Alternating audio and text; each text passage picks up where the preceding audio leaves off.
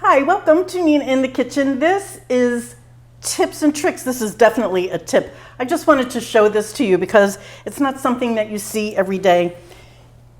I have acquired a nutmeg. This is the nutmeg that we see in supermarkets. That's what we purchase.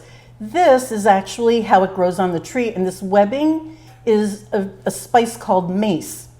So I wanted to show this to you because if you see a nutmeg like this, you can buy that and take this off.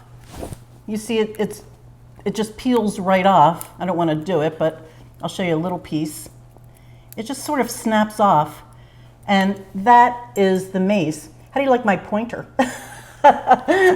So this is mace, and then what this is, you'll see there's a big size difference here. This is the husk, and if I shake this, I can feel there's something inside.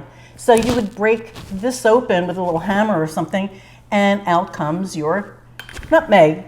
And I just thought it was an interesting thing to see because it's not something that you find every day. So I hope you learned something, and I will see you later. I hope you come back for more stuff. Thanks, guys.